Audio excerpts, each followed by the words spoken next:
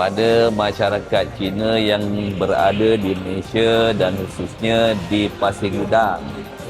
Dan saya berharap agar Hari Raya Cina pada kali ini semua bergembira. Tak ada yang susah, tak ada yang duka. Selamat Hari Raya. Xin Nian Kuai Le. Itu yang saya baru belajar lah.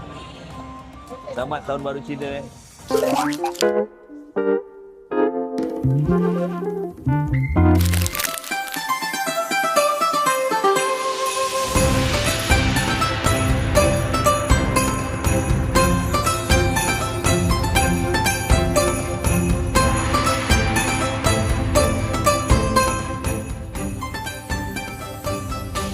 Nasi Gudang ni tak ada yang susah hingga tak makan.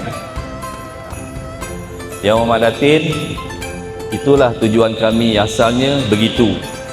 Dan saya rasa Yang Muhammad Datin dan juga ahli-ahli MBBG bekerjalah untuk membangunkan sebaik mungkin bandar Pasir Gudang ataupun kawasan Pasir Gudang. Untuk kita berjumpa, untuk kita menyantungi orang-orang yang susah, maka serahkan sahajalah kepada Yayasan Pasir Gudang. Kalau tak ada bantuan daripada kerajaan, Yayasan Pasir Gudang akan bantu untuk mohonkan bantuan-bantuan tersebut kepada badan-badan yang lain. Sementara dapat kelulusan, sementara ada kelulusan, maka Yayasan Pasir Gudang akan membantu.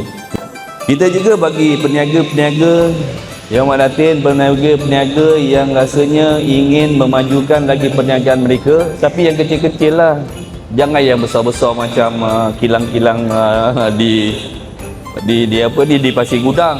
Tapi yang kecil-kecil, penjaja-penjaja, tak cukup barang, tak cukup mesin, tak cukup peralatan untuk menambah hasil pulangan daripada perniagaan mereka. Itu antara peranan Yayasan Pasir Gudang untuk membantu tuan-tuan dan puan-puan. Jadi tuan-tuan dan puan-puan, Yayasan Pasir Gudang ni bukan untuk orang Melayu sahaja. Bukan untuk orang Melayu sahaja. Orang bahasa Cina, bangsa India, bangsa Sarawak, Sabah, semua kita bantu. Kita bukan hanya orang Melayu. Jangan anggap bahawa saya ni orang Melayu, mana kita beranggapan bahawa Yayasan Pasir Gudang itu hanya untuk orang Melayu. Tidak. Kami juga membantu bangsa yang lain. Semua rakyat Malaysia lah yang duduk di Pasir Gudang ni, kalau bermasalah jumpa kami dan kami akan bantu. Jadi juga tuan-tuan dan puan-puan, Yayasan Pasir Gudang juga apa pun segala masalah yang dihadapi oleh tuan-tuan dan puan-puan, kita akan bantu. Banyak perkara kadang-kadang benda yang pelik-pelik pun ada. Nak tak nak kita pun bantu juga. Dan ada juga yang sakit bila untuk buat operasi di hospital swasta, hospital kerajaan, makan masa yang lama, terlalu lama. Kadang budak-budak kecil je susah. Tetapi apabila kita bantu sedikit, mereka untuk ke hospital swasta pun ada, dan akhirnya kanak-kanak tersebut pun sihat dengan bantuan Yayasan Pasir Gudang.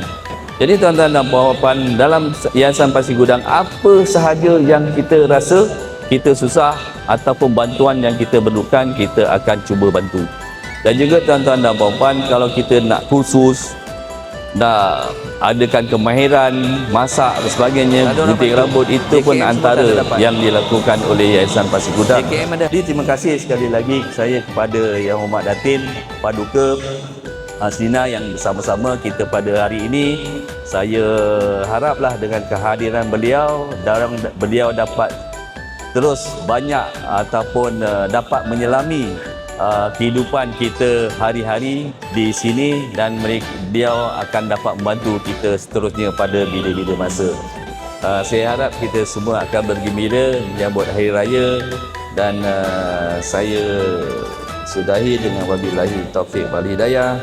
Assalamualaikum warahmatullahi wabarakatuh. Xin Nian Kuai Le. Oh.